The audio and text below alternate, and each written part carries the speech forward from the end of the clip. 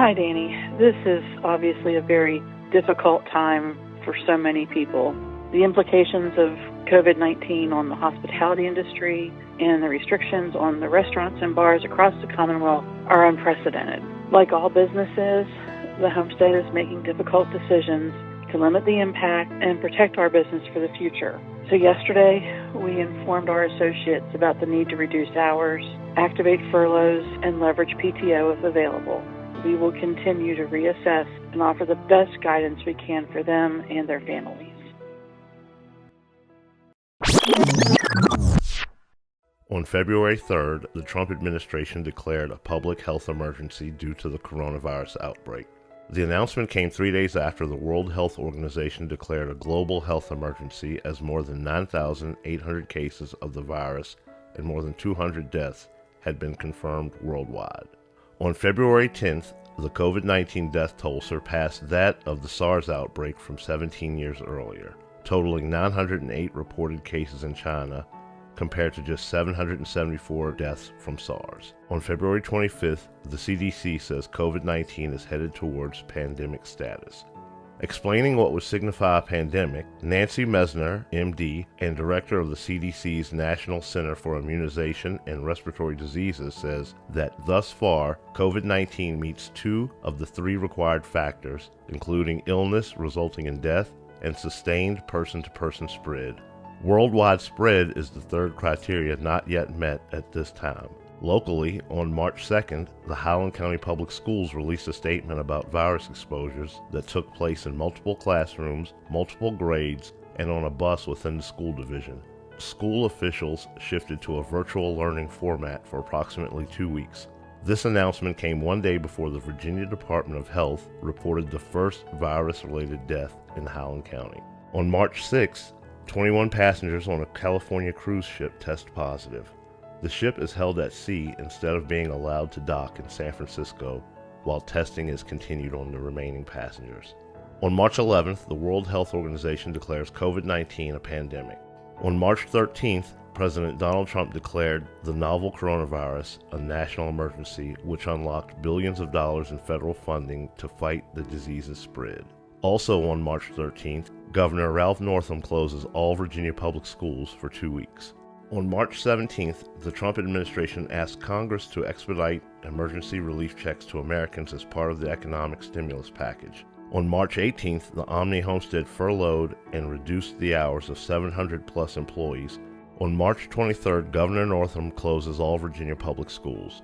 On March 25th, reports find extended shutdowns can delay a second wave of the virus. Mathematical models based on social distancing measures implemented in Wuhan, China, show keeping tighter measures in place for longer periods of time can flatten the COVID-19 curve. On March 26th, the U.S. Senate passes the Coronavirus Aid Relief Package. This was known as the CARES Act. It provided $2 trillion in aid to hospitals, small businesses, state and local governments. On March 27th, President Trump signs the CARES Act into law. The bipartisan legislation provides direct payments to Americans and expands unemployment insurance. On March 29th, the Omni Homestead closes for 3 months. On March 30th, Governor Northam issues a stay-at-home order. The executive order required people to stay at home except for limited circumstances. And just like that, life changed for all of us. Welcome to Lonely, a multimedia examination of COVID-19 and its impact on Bath County. The Omni Homestead wasn't the only business impacted. Bath County is home to some of the finest bed and breakfasts and small restaurants in the Commonwealth. Tourism is the engine that powers Bath County's economy. When someone visits Bath County, the money they spend on meals, lodging, and services travel throughout the community several times before it leaves the county. According to the Virginia Employment Commission's April 2020 numbers, Bath County had the highest rate of unemployment in Virginia at 20%, twice the statewide average, and 7 percentage points higher than the national unemployment rate of 13%. Many Bath Countyans, through no fault of their own, woke up unemployed, underemployed, or forced to switch jobs. One of those people was Sarah Williams. She was kind enough to share some of her experiences. My name is Sarah Williams. I am the front desk agent at the Inn at Gristmill Square and water roller. Sorry. My name is Sarah Williams. I am the front desk agent at the inn at Gristmill Square. We were shut down for about 2 months, and during that time I went to work at the Springs Nursing Center.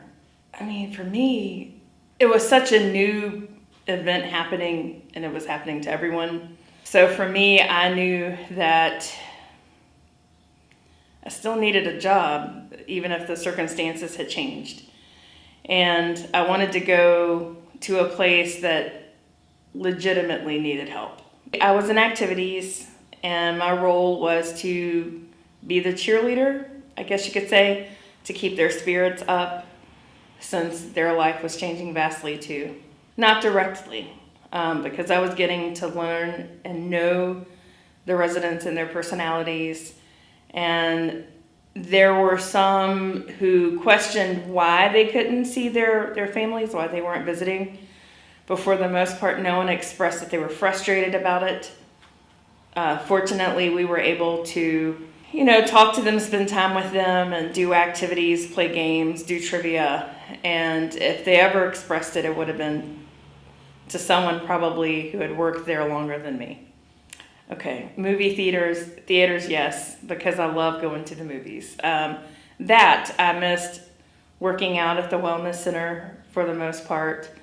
I missed interacting with friends, going out to dinner, because that's really my favorite thing, is to go out to dinner with friends, movies, But on the upside, because I couldn't see friends and family, every Sunday my family would have a Zoom session. So in essence, even though we didn't physically touch and feel each other, we could talk about the week's events and talk about next steps, like going into the next week, what our plans were. So that was great. I mean, there were some challenges, but I feel like for the most part, everyone that visited the inn had an understanding that we were all in this together. The majority of them follow the COVID guidelines. We were asked what kind of protocols we were taking, and we were very transparent with our visitors. So for the most part, we tried to accommodate our guests by rearranging, the restaurant could only take a certain percentage. So John and Kate offered outdoor dining, takeout, delivery for a short period of time, so that the guests could still enjoy the delights of the Waterwheel restaurant, as well as stay protected. And also with our guests, the majority of the guests that we had understood that we were all in this together, and they observed and respected the guidelines that we had set in place. We had a protected screen, like a partition to protect us. We all wore masks, just standard protocols. We had to change the way we operated on a daily basis, with limited contact. Just the general guidelines that I think they had set in place. So many things had happened last year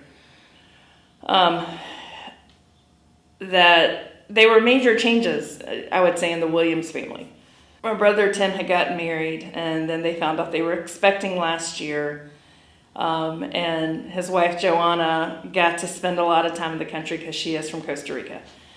She got to spend a lot of time in the U.S., and longer more so because everything had changed. So we were really excited about that. On a sadder note, my oldest sister Vicky passed away, and we hadn't had a death in our family in probably a decade or so. So that was hard, but it brought us closer together. And we still Zoom, even though everything's opening back up and we have been able to visit with each other. It's still very essential. I don't know if you've paid attention, but people tend to tiptoe around conversations, or they think a little longer before they ask or make a comment. A lot of people tend to talk over each other, which is, I would say, a side effect from Zoom meetings and Zoom gatherings, because everyone can talk at the same time and everyone has a thought at the same time. So being face to face with a person, while it's exciting, can be very intimidating now, because I know for me, I always overthink after I have a conversation or I say something. I'm like, man, I bet that sounded goofy, or I'm probably talking too much. So I think that's a commonplace characteristic that people are going to have to deal with for a while. Now, honestly, I cannot wait to get back to a movie theater. Even like the one thing during the pandemic that I wish financially I could have done is, most theaters offered these deals where you could pay $99 and invite 20 people. And around Christmas time, all I wanted to do was pay $99 and invite whomever. And if they didn't show, I was still going to go by myself. Because there's nothing like, and it's not major, it's not a major thing, but there's nothing like sitting in that movie theater seat and getting your snacks or sneaking your snacks in, because let's be honest, a lot of people do that, and I am guilty. And enjoying entertainment for about an hour and 29 minutes. It's great, it's thrilling, and that's really what I'm looking forward to. So every morning we did exercises with the residents. And the majority of the time, the woman Laura who trained me and I were the only ones doing them, really. We were entertainment for them, and that was fine. But getting that exercise every day, in the morning and in the afternoon, when I would come home, I would just have dance sessions. And I really do attribute it to Club Quarantine by D Nice. I don't know if you guys watched it, but I would put that on, and he played some music that I hadn't heard in years. And I would dance when I would cook, I would dance when I'd do dishes. I was just always dancing. But the downside of that was I was also always eating ice cream, because it was the pandemic and I felt that was my therapy. We require social connections with others. Research shows that loneliness can affect our physical and emotional health. This includes boosting your stress level, altering brain function, increasing heart problems, and stroke risk. Defined by experts as feeling lonely more than once a week, loneliness is more than just being alone. It's a state of mind in which you feel alone even when you're not. This mindset causes people to exercise less, eat foods that are bad for them, sleep poorly, and experience daytime fatigue. It can also lead to much more serious mental health issues.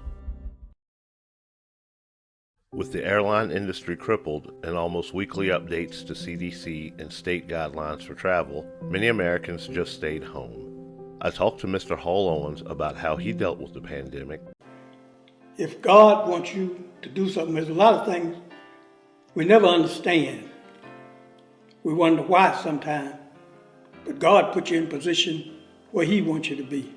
A lot of things we don't want to do, and we run from the things that we should be doing for God until we realize He's doing it for you. My name is Hal Owens. Mr. Owens, how long have you lived in this community?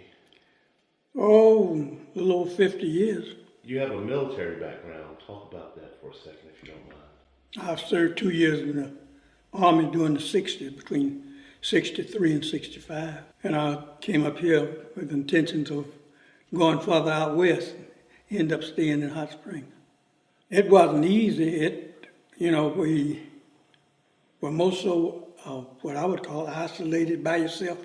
I was anyway, day in and day out, because there wasn't too much you could do. Couldn't associate with nobody much, unless you had to go to the store, pick up something. It was nice to be able to go fellowship, but then for a long time we couldn't have church at all. So mostly we watch television, something like that. Well, there's always something you can do. Piddle around, make something out of nothing. But as far as new hobbies, I just always found something to do. If I wanted to do it, I'd do it. If I didn't, I wouldn't, I'd do what I could when I can. My biggest problem is trying to figure it out. A lot of times I'd get disgusted with it and I'd have to quit and lay it down for a while, Then I'd pick it back up and try it again, and sometimes it make me look dumber than I really was. But it never made me that smart, because a lot of times I didn't know what I was doing. I always enjoyed going to church and fellowship, being around friends and neighbors, of this area or whatnot. We were always in the habit of visiting churches, Covington, Cliff Forge, or, maybe Loma or somewhere Gala, sometimes white sulfur. But during the pandemic, there's a lot of, we just couldn't do what we wanted to do. If you are sitting around day in and day out, you find a lot of things, and like I said, the Bible, you start reading the Bible a little more, and you try to get a little more understanding out of what you're reading because you got plenty of time to do it. And I think that's why God moved in mysterious ways, and He gave us time to do a lot of things that we wouldn't ordinarily be doing if it wasn't for the pandemic. If you look back at our particular situation back in the days of the 60s and 70s, there was a lot of things going on that we didn't understand. The civil rights struggles, I say it like that. We didn't understand. But as you live and you go through it, a lot of things we've already been through. And we understand why some of the things happen for a reason. And why a lot of people, like I said, a lot of people, they read about it, or some of them didn't never hear about a lot of things. But this day and time, a lot of things have come out. And like I say, we are more prepared now to accept the things we can't change and change the things that we can. I would always tell them, don't give up. Keep trusting in God, no matter how hard it seems sometimes. God is still in charge. He still sits high and looks low, and He knows your needs. All you got to do is call on Him, and He wants you to call on Him. Keep trusting in God. He's the answer to all of our problems, no matter how we look at it. We got to keep letting Him guide us, lead us. All we got to do is have faith. He will see us through.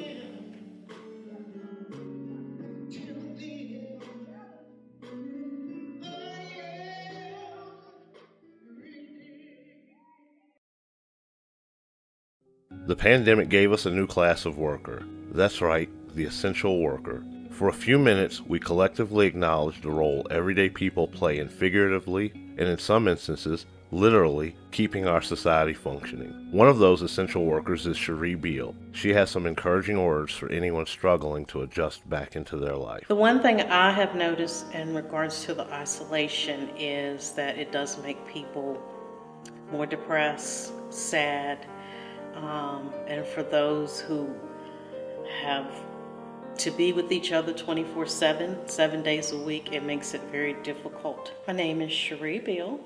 I am a family services specialist with Bath County Social Services. I am Baptist, a member of Piney Grove Baptist Church, have been since I was 11 years old. I have 6 service programs. Those 6 service programs include foster care and adoptions. I also work with helping people find child care. I also work with helping people find jobs. And I help with the adults and finding them places to live if they need assisted living or nursing home care. And I also investigate complaints of abuse and neglect. Being required to do face-to-face visits with the abuse, those contacts had to be made. I had to go in the home to do those contacts. The others we were able to do over the phone. It has made working with clients a little more challenging, basically because we were not able to do face-to-face contacts with people. And that's very difficult in this type of profession.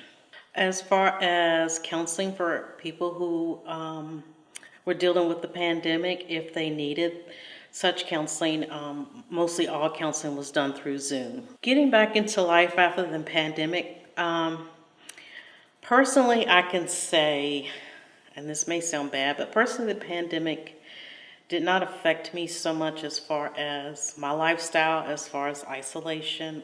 I'm a go to work, come home type person, grocery store, church.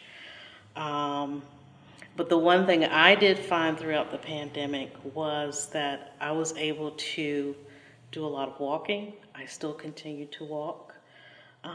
That's my time to de-stress, which is the most important thing anybody needs to do, is de-stress. The other thing that I would say as far as getting back into life is just do it slowly. It's a change. There are issues called adjustment disorder that can really affect you and how you make changes in your life. And I will be honest, I am not one who deals with change very well. Well, mental health is an illness just like high blood pressure. If you're willing to go to a doctor to get medication for high blood pressure, you can go to a doctor to get mental health as well, because it's an illness the same way. Nobody can see on the inside that you have high blood pressure. Nobody can see on the inside of your brain that you are dealing with mental health, unless you're actively exhibiting mental health problems. But there's no stigma to it. There should not be any stigma to it. Another thing that for isolation is if you can have a pet. Pets are one of the best outlets. They're so relaxing to have somebody come up and love you no matter what. Well, I can say that I am glad that we are seeing a light at the end of the tunnel with this pandemic. I'm glad to see people out doing things that they haven't been able to do. And I want to say that pandemics, any type of illnesses, any diseases, anything will make us all get to a point where, we have to just sometimes seclude ourselves, but always reach out for help if you need it.